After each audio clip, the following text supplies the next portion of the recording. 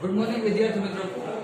જે વિદ્યાર્થીઓ JEE NEET માટેની તૈયારી કરે છે એ વિદ્યાર્થીઓ માટે આપણે ધોરણ 12 સાયન્સ ચેપ્ટર 14 સેમિકન્ડક્ટર રચનાઓ, બરાબર, આ ચેપ્ટરમાં આપણે ટ્રાન્ઝિસ્ટરનો પોર્શન કે જે ટેક્સ્ટબુકમાં નથી આપ્યો પણ કોમ્પિટિટિવ એક્ઝામ ના સિલેબસમાં હોય છે, એ ટ્રાન્ઝિસ્ટરનો આખો પોર્શન જે છે એ થિયોરિટિકલી આપણે સમજી લીધો, બરાબર. ઈ પોર્શનમાં આપણે આટલા પોઈન્ટ સ્ટડી કરી ગયા. એક તો સૌપ્રથમ ટ્રાન્ઝિસ્ટર એટલે શું, તેના પ્રકાર, ત્યારબાદ ટ્રાન્ઝિસ્ટરની કાર્યવાહી, ત્યારબાદ ટ્રાન્ઝિસ્ટરની લાક્ષણિકતાઓ, પછી ટ્રાન્ઝિસ્ટરના ઉપયોગ, ટ્રાન્ઝિસ્ટરનો એમ્પ્લીફાયર તરીકે ઉપયોગ, ટ્રાન્ઝિસ્ટરનો સ્વિચ તરીકે ઉપયોગ અને ટ્રાન્ઝિસ્ટરનો ઓસિલેટર તરીકે ઉપયોગ, બરાબર. તો ટ્રાન્ઝિસ્ટરના આટલા પોર્શન જે છે એ આપણે ભણી ગયા, આટલા પોઈન્ટ જે છે એ આપણે ભણી ગયા. હવે આ બધા પોઈન્ટ માં જે સૂત્ર આવે છે, ટ્રાન્ઝિસ્ટરનો એમ્પ્લીફાયર તરીકેનો ઉપયોગ, એમાં ઇનપુટ અને આઉટપુટ કાર્યવાહી, આઉટપુટ ઇનપુટ પરિપથમાં જે આપણે સૂત્રો ભણ્યા, એ સૂત્રનો ઉપયોગ થતો હોય એવા એમસીક્યુ ઘણા બધા પૂછાય છે, બરાબર. તો આજે આપણે આ ટ્રાન્ઝિસ્ટરને રિલેટેડ એમસીક્યુ જે છે એ સોલ્વ કરવાનો છે, એનો અભ્યાસ કરવાનો છે, બરાબર.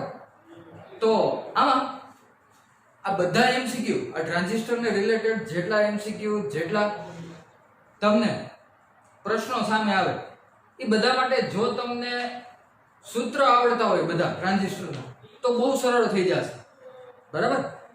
એટલે જો કોઈને સૂત્ર યાદ ન હોય તો એની એક નોંધ કરી લ્યો, અથવા એ યાદ કરી લ્યો, અથવા તો એનું રિવિઝન કરી લ્યો, બરાબર. તો આ બહુ ઈઝી પડશે. તો જો તમને ક્વેશ્ચન આ રીતના પૂછેલો છે. પેલું એક્ઝામ્પલ લઈએ, એનપીએન ટ્રાન્ઝિસ્ટર છે, બરાબર, એટલે કે વચ્ચે પી વિભાગ સેન્ડવિચ થયેલો છે બે એન વિભાગની વચ્ચે, બરાબર. એનપીએન ટ્રાન્ઝિસ્ટરમાં 1 માઇક્રોસેકન્ડ જેટલા સમયમાં 10 ઇલેક્ટ્રોન એ મીટરમાં પ્રવેશે છે, બરાબર.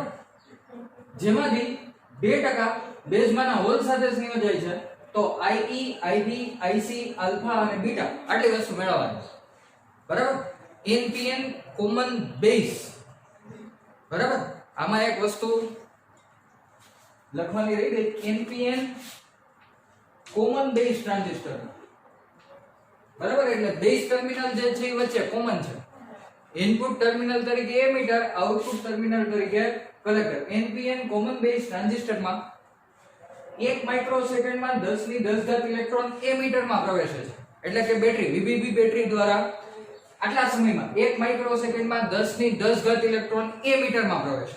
તો ઇલેક્ટ્રોનની સંખ્યા છે, તો ઇલેક્ટ્રોનની સંખ્યા તમારી પાસે હોય તો તમે મળતો અથવા તો પસાર થતો વિદ્યુતભાર મેળવી શકો. સૂત્ર છે Q NE, બરાબર. જો તમારી પાસે વિદ્યુતભાર હોય, પસાર થતો વિદ્યુતભાર હોય, સમય હોય તો વિદ્યુત પ્રવાહ મેળવી શકો. આ બધા ઇલેક્ટ્રોન જે છે એ મીટરમાં પ્રવેશે છે, બરાબર.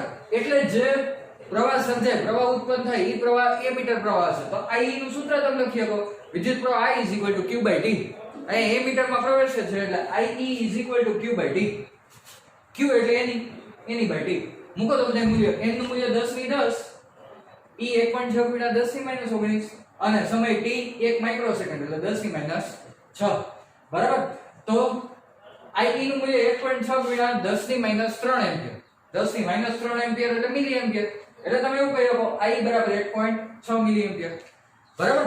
તો આ પેલી લાઈન ઉપરથી તમને એક આન્સર મળી જાય, IE. આપણે IE મેળવી લીધું, બરાબર. હવે બીજી લાઈન જોવો તો એમીટરમાં 1 સેકન્ડમાં 10 ઇલેક્ટ્રોન પ્રવેશે છે. હવે આટલા ઇલેક્ટ્રોન પ્રવેશે છે ને આમાંથી 2% ઇલેક્ટ્રોન બેઝમાંના હોલ સાથે સંયોજાય છે, બરાબર. બેઝ જે છે એ વચ્ચે છે, કોમન બેઝ છે, અને ઈ પી પ્રકારનો અર્ધવાહક છે. એટલે એમાં મેજોરિટી ચાર્જ કેરિયર કોણ હશે? હોલ. તો આ એમીટરમાંથી જે ઇલેક્ટ્રોન આગળ કેરી ફોરવર્ડ થાય એમાં ફક્ત 2% જે છે એ બેઝમાંના હોલ સાથે સંયોજાય છે. હવે બેઝમાંના હોલ સાથે સંયોજાય એટલે બેઝ પ્રવાહ IB ઉત્પન્ન થાય, તો એ આઈબી પ્રવાહ જે છે એ કુલ ઇલેક્ટ્રોનના 2% જેટલો જ છે, એટલે કે કુલ ઇલેક્ટ્રોનનો પ્રવાહ એટલે I એના 2%. એટલે તમે એવું કહી શકો કે IB = 2% ઓફ I, કારણ કે કુલ જેટલા ઇલેક્ટ્રોન એ મીટરમાં આવે છે એમાંના 2% જ ખાલી ક્યાં હોલમાં સંયોજે છે, બરાબર. એટલે તમે એવું કહી શકો કે બેઝ પ્રવાહ IB એ એમીટર પ્રવાહના 2% જેટલો જ છે, બરાબર. આમાં ખાસ ધ્યાન રાખો, ઊંધું ન થઈ જાય કે I = 2% of IB, એવું ન થાય, બરાબર. IB = 2% of I. હાલો અહીંયાથી પરસેન્ટેજ કાઢો એટલે છેદમાં 100. I નું મૂલ્ય 1.6 મિલી એમ્પિયર, એટલે 1.6 × 10 - 3 × 2 ભાગ્યા 100 એટલે થશે 3.2 × 10 - 5. એક પોઈન્ટ જમણી બાજુ શિફ્ટ કરીએ, ઋણમાં ઘાત વધારી દઈએ 1 એટલે 32 × 10 - 6 32 માઇક્રો એમ્પિયર, બરાબર. હવે તો કે 2% જે છે એ 100% હતા એમીટરમાં ઇલેક્ટ્રોન, બરાબર. એમાંથી 2% વચ્ચે કોમન ટર્મિનલ જે છે બેઝ એના હોલ સાથે સંયોજાઈ ગયા, તો વધ્યા કેટલા? 98%. એ 98% બધા ઇલેક્ટ્રોન ક્યાં કેરી ફોરવર્ડ થશે? કલેક્ટર ટર્મિનલ પાસે, બરાબર. એટલે તમે એવું કહી શકો કે કલેક્ટર ટર્મિનલ દ્વારા ઉદ્ભવતો પ્રવાહ IC જે છે એ બેઝ પ્રવાહ ઈ એમીટર પ્રવાહનો 98% જેટલો હોય, બરાબર. કારણ કે 2% જે છે એ બેઝમાં આવી ગયા, વધ્યા કેટલા? 98% વધ્યા. તો તમે હવે આ રીતનો રિલેશન મૂકી શકો, IC = 98% ઓફ I, બરાબર. અહીંથી ફરીથી પરસેન્ટેજ રિમૂવ કરો એટલે 98/100, I નું મૂલ્ય 1.6 × 10 - 3 એટલે તમને મળશે 156.8 × 10 - 5. ફરીથી એક પોઈન્ટ જમણી બાજુ શિફ્ટ કરી ઘાત ઋણમાં 1 વધારી દઈએ એટલે 1568 × 10 - 6 એટલે 1568 માઇક્રો એમ્પિયર, બરાબર. તો આ ત્રણેય પ્રવાહના મૂલ્ય છે. હવે પ્રવાહ ગેઇનના સૂત્ર આપણને ખબર છે, આલ્ફા અને બીટા, બરાબર. આલ્ફા જે છે એ શેના માટેનો હશે? તો કે કોમન બેઝ કન્ફિગરેશન માટેનો પ્રવાહ ગેઇન, એટલે કે આલ્ફા IC ના છેદમાં I, બરાબર. સૂત્ર IC નું મૂલ્ય 1568 × 10 - 6, I નું મૂલ્ય 1.6 × 10 - 3, બરાબર. એટલે આલ્ફા નું મૂલ્ય 991.25 × 10 - 3. 3 પોઈન્ટ ડાબી બાજુ શિફ્ટ કરો, આ ઘાતનું સાદુરૂપ આપી દઈએ એટલે 0.99. આ જ પ્રમાણે બીટા જે છે એ કોમન એમીટર કન્ફિગરેશન માટેનો પ્રવાહ ગેઇન, બરાબર. એટલે બીટાનું સૂત્ર આઉટપુટ પ્રવાહ છેદમાં ઇનપુટ પ્રવાહ, કોમન એમીટર છે એટલે આઉટપુટ પ્રવાહ IC અને ઇનપુટ પ્રવાહ IB. મૂકો તો બેના મૂલ્ય, IC નું મૂલ્ય 1568 × 10 - 6 અને IB નું મૂલ્ય 32 × 10 - 6 એટલે બીટાનું મૂલ્ય તમને મળશે 49, બરાબર. તો બહુ સિમ્પલ વસ્તુ છે. આ પહેલા એક્ઝામ્પલમાં અથવા તો પહેલા MCQ માં કોમન બેઝ NPN ટ્રાન્ઝિસ્ટર આપેલો છે, બરાબર. તમને બેટરીમાંથી એમીટરમાં પ્રવેશતા ઇલેક્ટ્રોનની સંખ્યા અને સમયગાળો આપ્યો છે. ઇલેક્ટ્રોનની સંખ્યા અને સમયગાળો હોય એટલે પ્રવાહ મળે. એમીટરમાં ઇલેક્ટ્રોન પ્રવેશે છે એટલે એમીટર પ્રવાહ મળે I Q/T, એટલે કે NE/T સૂત્ર પ્રમાણે, બરાબર. હવે તો કે પછી આગળ એવું કીધું કે આ એમીટરમાંથી 2% ઇલેક્ટ્રોન, આ એમીટર જે છે ને ઈ તો કે ઇનપુટ ટર્મિનલ છે. હવે એમાંથી બધા ઇલેક્ટ્રોન જે છે એ આગળ કેરી ફોરવર્ડ થશે, એટલે એમીટરમાં 100% ઇલેક્ટ્રોન. હવે એમાંના 2% જે છે ને એ બેઝમાં હોલ સાથે સંયોજાય, તો તમે IB અને I વચ્ચેનો રિલેશન મૂકી શકો કે IB = 2% ઓફ I. હવે 2% જે છે એ બેઝમાં હોલ સાથે સંયોજાય, તો વધ્યા 98%. 98% ક્યાં કેરી ફોરવર્ડ થશે? કલેક્ટર ટર્મિનલમાં, બરાબર. એટલે IC = 98% ઓફ I, બરાબર. તો આ ત્રણેય પ્રવાહના મૂલ્યો મળે. ત્યારબાદ પ્રવાહ ગેઇનના સૂત્ર, કોમન બેઝ કન્ફિગરેશન માટે, કોમન એમીટર કન્ફિગરેશન માટે, બે માટે પ્રવાહ ગેઇનના સૂત્ર, એમાં મૂલ્ય મૂકો એટલે તમને 5/5 માંગેલા મૂલ્યોના જવાબ મળે, બરાબર. પછીનું એક્ઝામ્પલ લઈએ. કોમન એમીટર ટ્રાન્ઝિસ્ટર આપી દીધું છે, બરાબર. કન્ફિગરેશન કેવું છે? કોમન એમીટર, ઇનપુટ તરીકે બેઝ, આઉટપુટ તરીકે કલેક્ટર, બરાબર. ટ્રાન્ઝિસ્ટરમાં બેઝ અને એમીટર ટર્મિનલ વચ્ચેના વોલ્ટેજમાં થતો ફેરફાર, બરાબર, એને દેખાડે ડેલ્ટા VB ઈ કેટલો 0.02 વોલ્ટ બેઝ પ્રવાહમાં થતો ફેરફાર દેખાડાય ડેલ્ટા IB થી 20 માઇક્રો એમ્પિયર પછી આના લીધે કલેક્ટર પ્રવાહમાં થતો ફેરફાર દેખાડાય ડેલ્ટા IC થી 2 મિલી એમ્પિયર તથા લોડ અવરોધનું મૂલ્ય 5 કિલો ઓહમ છે તો તમને આ પાંચ વસ્તુઓના મૂલ્ય મેળવવાનું કીધું પાંચ વસ્તુઓ એટલે કઈ કઈ ઇનપુટ અવરોધ RI પ્રવાહ ગેઇન બીટા ટ્રાન્સકન્ડક્ટન્સ GM અને બે પાવર ગેઇન સોરી બે ગેઇન એક વોલ્ટેજ ગેઇન અને એક પાવર ગેઇન આટલી વસ્તુ મેળવવાની કીધી જો રકમ જે છે એ આખો પ્રશ્ન તમને આ રીતના આપેલો છે મેટુકમાં દર્શાવેલો છે અહીંયા એવું કીધું છે કોમન એમિટર ટ્રાન્ઝિસ્ટરમાં બેઝ અને એમિટર વચ્ચેના વોલ્ટેજમાં થતો ફેરફાર 0.02 વોલ્ટ છે તથા બેઝ પ્રવાહમાં થતો ફેરફાર 20 માઇક્રો એમ્પિયર છે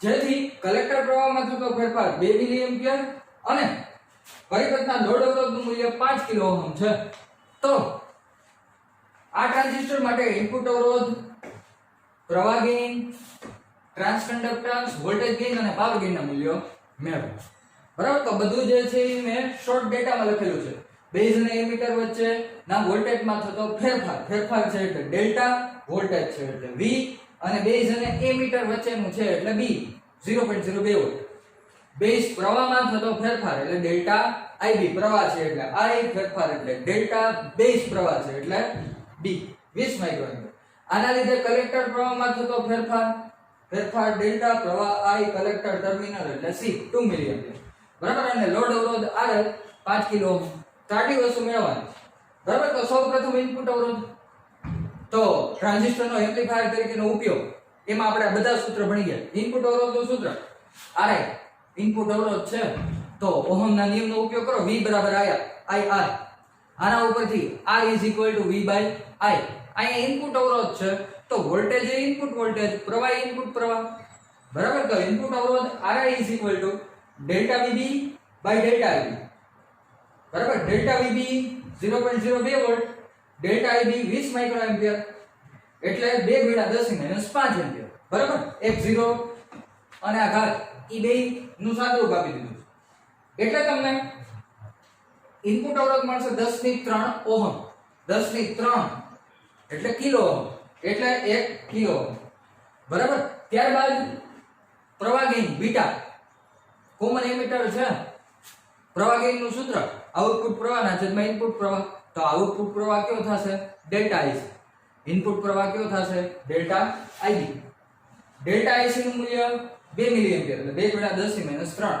ડેલ્ટા IB નું મૂલ્ય 20 માઇક્રો એમ્પિયર 20 માઇક્રો એમ્પિયર એટલે 2 × 10⁻5 તો બીટા નું મૂલ્ય કેટલું 100 એટલે 10⁻2 બરાબર ત્યારબાદ ટ્રાન્સકન્ડક્ટન્સ GM તો ટ્રાન્સકન્ડક્ટન્સ GM નું સૂત્ર આપણે ભણી ગયા બીટા બાય RI બરાબર તો GM beta by RI beta નું મૂલ્ય 100 RI નું મૂલ્ય 10⁻³ 1 કિલો ઓહમ એટલે 10⁻³ બરાબર એટલે GM થશે 0.1 mho એનો એકમ છે mho અથવા તો ઓહમ ઇન્વર્સ અથવા તો 1 ઓહમ બરાબર આ GM હવે તો કે હવે વોલ્ટેજ ગેઇન ને પ્રવાહ ગેઇન મૂલ્ય સ્વરૂપે દર્શાવીએ છીએ ઓરિજિનલી વોલ્ટેજ ગેઇન નું સૂત્ર -GMRL થાય એવું શું કામ થાય છે એનું કારણ આપણે ભણી ગયા હતા કે ભાઈ ટ્રાન્ઝિસ્ટર જે છે એમાં આઉટપુટ અને input voltage out of phase હોય આઉટ ઓફ ફેઝ એટલે બે વચ્ચેનો કળા તફાવત 180 ડિગ્રીનો હોય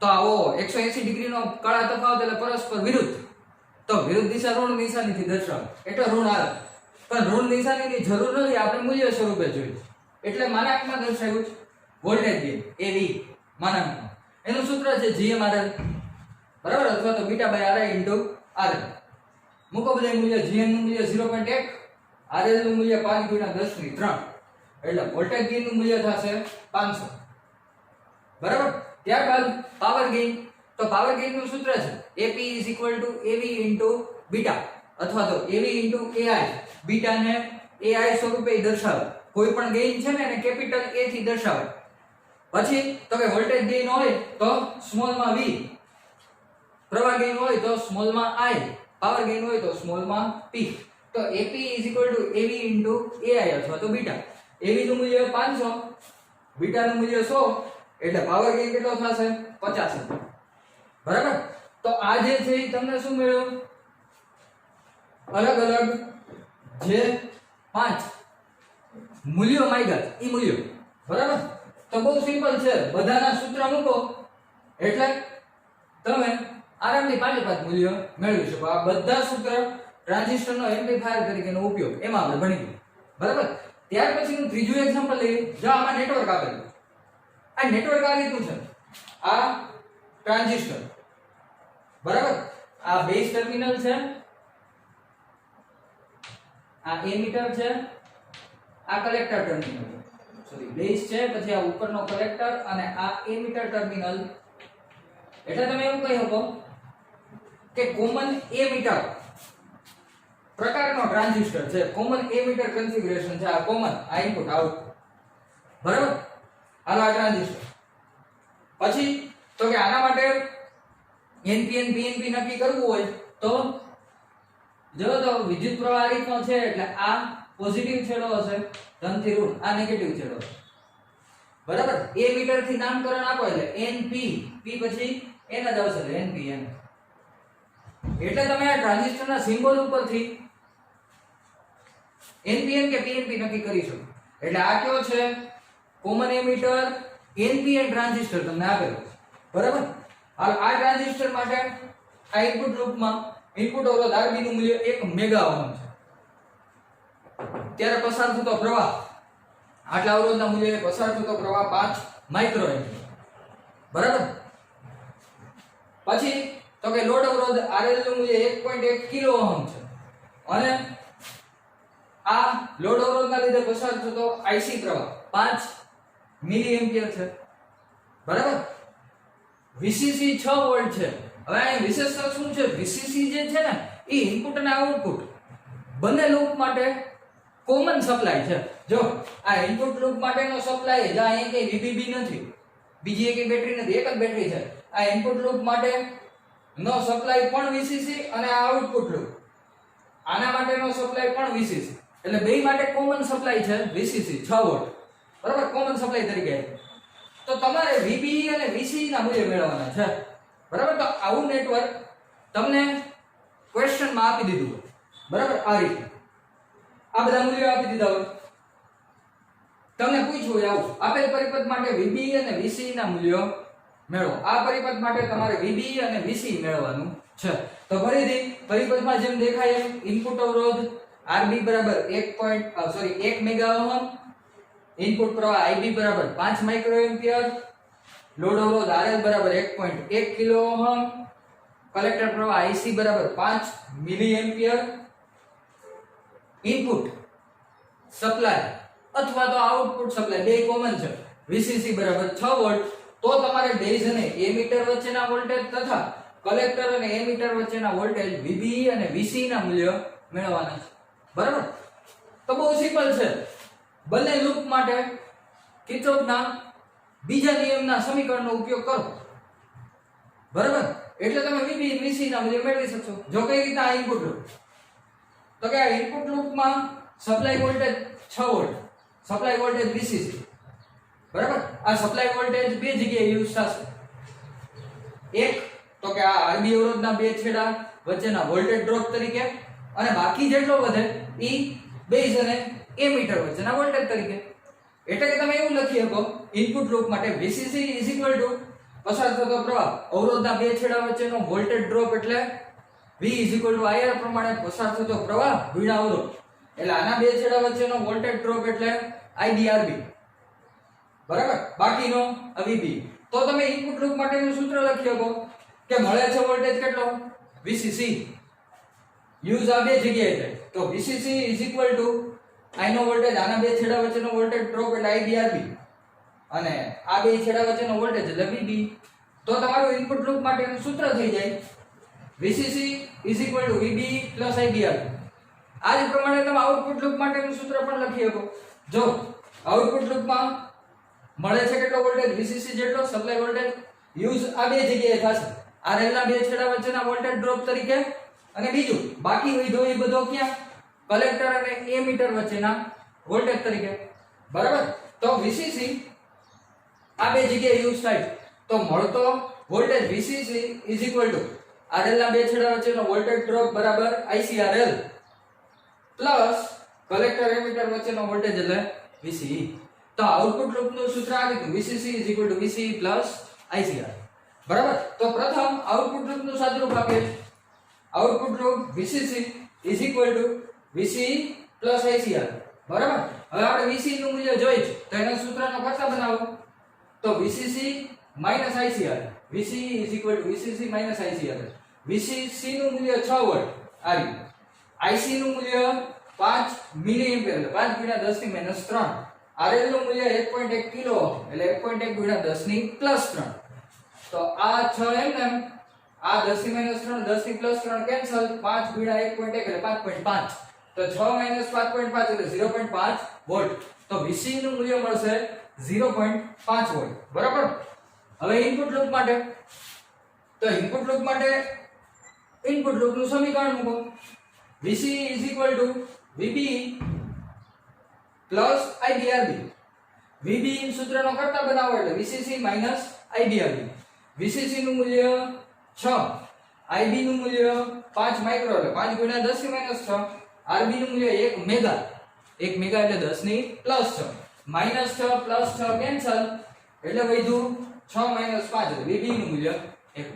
તો બહુ સિમ્પલ છે. આ પરિપથ આપ્યો આવો પ્રશ્ન લાગે અઘરો કે ઓહો આમાં શું છે પણ ઓરિજિનલી જોવાને જોઈ અને ઇનપુટ લૂપ અને આઉટપુટ લૂપ માટેના કિર્ચોફના બીજા નિયમના સમીકરણો જો લખતા આવડે તો બહુ સરળ છે. બે સમીકરણ લખી જે વસ્તુ જોઈએ છે સૂત્રનો કરતા બનાવો બાકીના મૂલ્ય મૂકો એટલે જવાબ. બરાબર. હજી એક એક્ઝામ્પલ લઈએ. એમાં આવું કીધું છે કે VCC નું મૂલ્ય 10 વોલ્ટ. બરાબર. બેઝ પ્રવાહ નું મૂલ્ય 10 માઇક્રો એમ્પિયર, કલેક્ટર એમીટર વચ્ચેના વોલ્ટેજનું મૂલ્ય 4 વોલ્ટ, પ્રવાહી 300. બરાબર. આ શોર્ટમાં ડેટા લખો. પ્રશ્ન આ રીતના પૂછ્યો તમને કોમન એમીટર ટ્રાન્ઝિસ્ટર માટે VCC 10 વોલ્ટ, બેઝ પ્રવાહ 10 માઇક્રો એમ્પિયર, કલેક્ટર એમીટર વચ્ચેનો વોલ્ટેજ 4 વોલ્ટ તથા પ્રવાહ ગેઇન 300 હોય તો કલેક્ટર પ્રવાહ IC અને લોડ અવરોધ RL નું મૂલ્ય મેળવો. બરાબર. પ્રશ્ન આ રીતના છે. તમને ડેટા આટલો આપ્યો છે. તમારે આ બે મૂલ્ય જોઈએ છે IC અને લોડ અવરોધ RL. બરાબર. તો તમારી પાસે બીટા છે IB છે તો બીટાનું સૂત્ર મૂકો. કોમન એમીટર કન્ફિગરેશન છે તો બીટા બરાબર IC by IE sorry IC by IB common emitter છે એટલે આઉટપુટ IC ઇનપુટ IB. તો બીટાનું સૂત્ર IC by IB. આના ઉપરથી IC નું સૂત્રનો કરતા બનાવો તો IC નું સૂત્રનો કરતા બનાવો એટલે બીટા ઇન્ટુ IB. બીટાનું મૂલ્ય 300, IB નું મૂલ્ય 10 માઇક્રો એટલે 10 ની માઈનસ 5. તો વધ્યું શું 3 ગુણ્યા 10 ની માઈનસ 3 એટલે IC નું મૂલ્ય 3 મિલી એમ્પિયર. બરાબર. ફરીથી આમાંય આઉટપુટ લૂપ માટે કિર્ચોફના બીજા નિયમનું સમીકરણ લખો. જો તો VCC છે VCE છે. બરાબર. IC નું મૂલ્ય જોઈ સોરી IC નું મૂલ્ય મળી ગયું, RL નું મૂલ્ય જોઈ તો આઉટપુટ લૂપ તો હશે. બરાબર. તો આઉટપુટ લૂપ માટેનું સમીકરણ આની જેમ જ VCC VCE ICRL. આના ઉપરથી RL સૂત્રનો કરતા બનાવવા માટે VCE ના બાજુ લઈ લે તો VCC VCE ના છેદમાં IC RL. મૂકો બધા મૂલ્ય 10 VCC નું મૂલ્ય 4 VCE નું મૂલ્ય IC નું મૂલ્ય તો કે 3 મિલી એમ્પિયર એટલે 10 ની માઈનસ 3 એટલે 10 માં 4 જાય 3 6 ના છેદમાં 3 એટલે 2. આ 10 ની માઈનસ 3 ઉપર આવી ગયો 10 ની પ્લસ 3 એટલે 2 ગુણ્યા 10 ની 3 2 ગુણ્યા 10 ની 3 એટલે 2 કિલો. બરાબર. તો આ થયું RL નું મૂલ્ય. તો આટલો ડેટા આપ્યો છે. IC અને RL બે વસ્તુ મેળવવાની તો એક બીટાનું સૂત્ર મૂકો એટલે IC મળે. પછી તો કે તમને ડેટા ઉપરથી ખબર પડે કે આઉટપુટ લૂપ માટેના કિર્ચોફના બીજા નિયમનું સમીકરણ લખી શકો તો એ લખી એમાંથી RL ના સૂત્રનો કરતા બનાવો એટલે તમે RL નું મૂલ્ય મેળવી શકો. બરાબર. તો આજના વિડિયોમાં આપણે ટ્રાન્ઝિસ્ટર રિલેટેડ એક્ઝામ્પલ કર્યા છે. બરાબર. MCQ કર્યા. હજી આને રિલેટેડ MCQ છે ઘણા બધા છે. બરાબર. નેક્સ્ટ વિડિયોમાં હજી આગળના વધારાના એક્ઝામ્પલ અથવા તો MCQ નું સોલ્યુશન કરશું. અત્યાર માટે stay at home, stay safe, thank you.